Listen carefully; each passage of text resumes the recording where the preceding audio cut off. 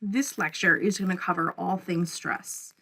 The primary reasons most students take this class is to counter their own personal stress and some of their anxiety. Stress affects everybody a little bit differently. So when you think about stress and yourself personally, like how do you know that you're stressed? Like where do you feel it? What does your mood change to, and how does your body react? Everybody kind of like tackles stress in a different way, and so we're going to talk physiologically as well as a little bit of research and then some coping techniques. So for the purpose of this class, we're going to use this top definition, which is physical, mental, or emotional strain or tension. That's how we're going to define stress.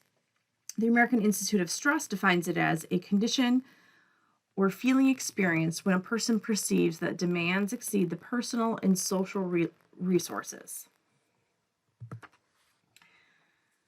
So this is an image of the body, and everything is kind of color-coded on the right side. The American Academy of Family Physicians estimate that 2/3 of all office visits to doctors are related to stress-related symptoms. And we're not talking about acute stress, we're talking about chronic stress. So the stress that is happening to your body at all times. Our body is actually not set up to be in a state of stress all of the time. So when you are in a state of stress, and we're going to kind of start from the top and work our way down, your brain will experience reduced concentration. You will be more fatigued. Your mood will most likely decrease. You can have changes in your skin, and whether that's loss of skin tone, loss of moisture, sometimes you can get a skin rash, sometimes your skin becomes thinner. Internally, you can have narrowing of the blood arteries, increased blood glucose. In your intestines, you can have a leaky gut. You can have changes in your actual bowel structures. You can have decreased nutrient absorption. When people are highly stressed, they tend to get sick a lot easier, and that's your decreased immunity. And then you can kind of go all the way rest down, like you have hormonal imbalances and muscle protein breakdown. So long story short is that stress is not good for you physiologically. So physiologically is your body, your physical body. However, stress is just as bad for your emotional and social part of your life too. When you're in a chronic state of stress, you can have a decreased interest in activities or certain people. Your mood can change. You can find yourself agitated or frequently snapping. You can become moody, depressed, or anxious. And then when you're in a state of this stress for a long period of time, it can actually end up leading to withdrawing from your friends and family. And it can become kind of your new normal. And that is not a healthy place to be. It's important to note that there are some instances of what I would call positive stress. It's also called eustress. So depending on someone's lifestyle and their personality type, some people may have little to no symptoms of acute stress when placed in difficult situations.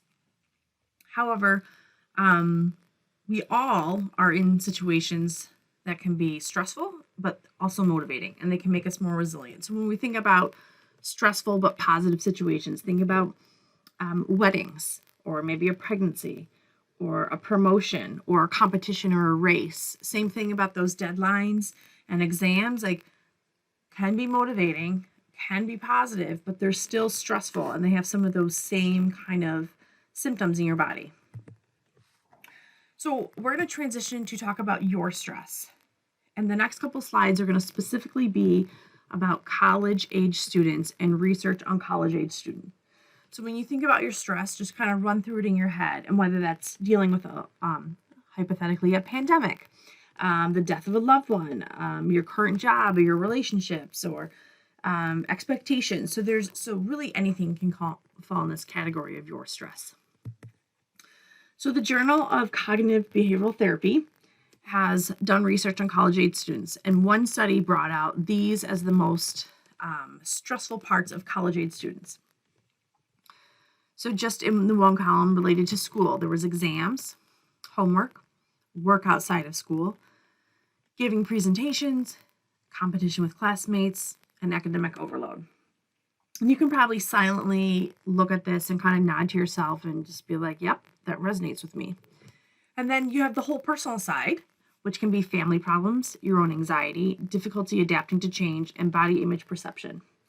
So across the board in this academic environment, this is what college-age students say stress them the most.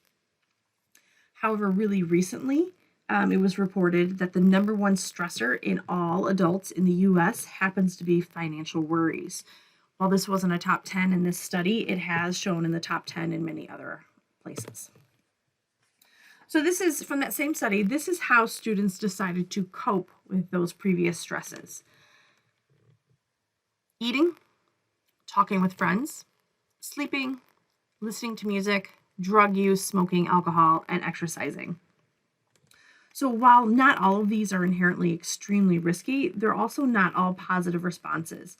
Most of these do not tend to look for solutions to their stressors. So when you think about all of these except for talking with friends, most of the time what they're doing is either diluting the stress, delaying the stress, or maybe even masking it. And those are all short-lived. Talking with friends happens to be very solution-oriented. As we sit and we repeat this kind of coping mechanism, it can become a habit or an automatic response. So when you think about stress eating, we tend to gravitate back to that. Or when we drink alcohol or use drugs, like we tend to repeat the stress response that we've gotten like the most relief from. So generally when we talk about countering stress, we're going to talk about a variety of areas. So this first one right here is get enough sleep. Sleep is actually one of the top ways to like repair your body. Eating a healthy diet. So obviously a diet can counteract lots of stress. Physical activity tends to be a wonderful stress reliever. Avoiding alcohol, cigarettes, and drugs. These temporary highs, like they might short-live, mask or dilute your stress, but long-term, they really will impact your stress. Caffeine and sugar, actually, they increase your heart rate, so then you tend to be a little bit more stressed. There is some research about spending time with pets and spending time in nature, and both of these lower your blood pressure, and that they can actually like improve your mental, physical health. Keeping a stress diary is a wonderful way to kind of check in about what your stressors are, maybe even who your stressors are, and start to make a plan. And then, of course, meditation. And meditation is one activity that just practicing for 10 or 15 minutes can help eliminate stress. So what we're going to do right now is one activity to reduce stress and to organize. It is called brain dumping. You will need a pen and paper for this activity. So go ahead and put me on pause. Make sure you have your pen and paper. So brain dumping is also called mind sweeping. And what it is it's an activity that allows individuals to capture a variety of thoughts in no particular order. So what will happen in this brain dump, and that'll be in the next slide, is things that maybe you're worrying about or your personal and professional to-do lists, everything will come together and you're going to dump it out at the same time. So brain dump. With your pen and paper, just start listing out everything that's in your brain. Your personal stuff, your professional stuff, your school-related stuff, your work-related, anything. Don't organize it, just write it. And this can be anything from buying a birthday present, to texting somebody, to setting up a physical therapy appointment, whatever it is, and then write as much as you can. My suggestion, again, is to pause this video right now, and then go ahead and unpause when you're ready. And this is the brain dumping part of a brain dump. Okay, so if you're on the slide, you have finished your giant to-do list. I want you to put it to the side, and right now we're going to talk about this priority matrix. So this is the Eisenhower priority matrix. It's also found in a few books by Stephen Covey, and it's used in a lot of situations. A lot of consultants who work with individuals on time management strategies or even decision-making strategies use this. So there's an urgent and an important kind of this. So when you look here, these are all urgent items, and then this column is not very urgent. But this top row means they're also important, and this bottom row means they are less important. So this category is where you end up spending a lot of your time. These are your do now. These are things that are planned and that they're immediately due. These are often demands from your superiors or from your customers, their meetings, appointments, reports, submissions. Then there's the planning, preparation, scheduling over here. These are reject and explain. So these can be trivial requests, something that's maybe an emergency for somebody else, but not to you. Interruptions, distractions, resist and cease. So another way to kind of look at it is these are your do first categories. So everything that's both important and urgent. These are your do first. So these are important tasks that have high urgency. Over here, they're important but not urgent. So I would think of this more as the exam or the research paper that's due at the end of your semester that is worth 50% of your grade. It's clearly very, very important, but it's months away, okay? So that's where your planning and your strategic thinking and your outlining and your deciding kind of falls into. Let's go back over here. This is your delegate. So this is not important, but they are urgent. And this is a huge time suck.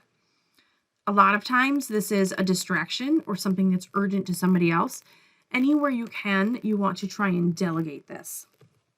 Then this last category is your don't do. These are comfort tasks. They are very seldom productive and they're often demotivating. And this is where we're going to try and don't do these. So what we're going to end up doing is taking our to-do list. So let's just say this is my to-do list. And I'm going to slowly start taking these to-do lists and put them over here in this matrix. Okay. So this is how we're going to categorize. Instead of by deadline or instead of by another kind of set of stamps, set of circumstances, we're going to organize this. So I have to grade papers. I have to double check links. I have got to send a package. Well, like, let's take this, send a package to mom. Could I ask my husband to do that? Or could I ask one of my children to do that? So then I could put it in delegate. Ooh, resources for online 1480. It's really important, but it's not urgent. So I could put that over here in my less urgent. Mail gift cards. That seems like something I might be able to delegate.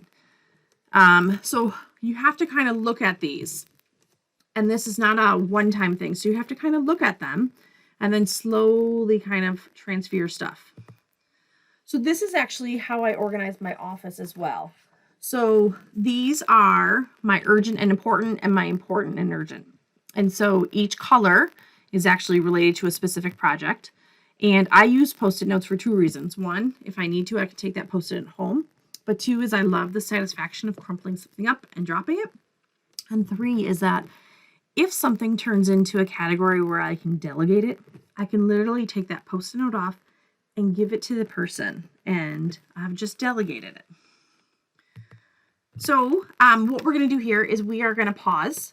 And you are going to take your to-do list and you are going to put it into this. Okay. So whether that means printing this out, whether that means drawing it on your own, I do have a blank one on Canvas for you to take a look at. So go ahead and pause this video. And then when you're ready, go ahead and we will come right back to it. All right. So now you've done a priority matrix. However, this is not a one-time and I'm done kind of system. How you have to think about how can you use this priority matrix and this brain dumping in your life on a regular basis. So this is something that I do every Friday. I do it on Friday so that I don't think about it over the weekend. And when I pop into my office on Monday, I am ready to go. Sometimes though, going into the second question, how can you tell we need a brain dump? Sometimes though, I've been to a lot of meetings and I've gotten a whole bunch of other to-do lists, and I just feel either anxious or my brain feels really, really busy and unorganized. And I take some time and I do a brain dump and then I organize later on. So for you, when you're thinking about this, one, how can you fit this into your life? Two, how do you know you need to reorganize? But three is how can you spend more time in those top two quadrants? How can you graciously learn how to say no? So one thing is to figure out what can you delegate. Delegate is tricky because a lot of things are for school, right? And you're not necessarily anyone's boss at this point in time. But can it be like, I can ask so and so to help me feed my dog? Or can I hire that out? Or do I even need to continue doing that? So a lot of things that fall into quadrant 4 are like making playlists on Spotify or Netflix or Xbox. And so some of that is saying no to yourself. And then sometimes it's saying no. So a few years ago, I became very known for not eating lunch with people. So I was a single mom for a number of years, and I worked multiple jobs. And people at work would be like, "Oh, do you want to go to lunch?" And I would be like, "No, no, I'm okay, thank you." Finally, one day, someone said to me, like, "You're really kind of like unfriendly. Like, why don't you ever want to eat lunch with us?" And I just said, like, "Listen, like, I have 1 hour alone in my whole day. Like, I'm here with people all day long, and I go home and I'm back on at home with my daughter. And the only time I get to myself is my lunchtime. And so I just want to have that time to think or to decompress so that I'm a better mom and a better employee." And that was a game changer for me. When that person was like, "Oh, okay, that makes sense." So that is my gracious no. And so it's something that you can kind of come up with your own little system and learn how to say a gracious no. So you really need to create a system. The priority matrix does not work by itself. You need to have tools to work with you. So a calendar that you use, whether this is an electronic calendar, whether this is a paper calendar, it doesn't matter. You have to use it. And then you have to make time to plan. So one big question is, when are you most productive? Between 8 a.m. and probably 11 a.m., I am amazing. I try never to schedule meetings there. I try to decline meetings there. I am a rock star. And so I know that that's the time where if I need to write, I can crank out writing. If I need to do a budget or if I need to do something that needs a lot of focus, that's my time. Again, I get organized by every Friday. I do the same thing. I do a brain dump, and I don't switch that process. And I stay organized by revisiting. So the other thing is keeping those priorities in front of you. So I use a whiteboard with sticky notes because those are my priorities. Nothing goes on that board that's not a priority. If it's not in quadrant 1 or quadrant 2, I don't put it on there. So this is time for you to kind of pause and reflect and like, what is your system?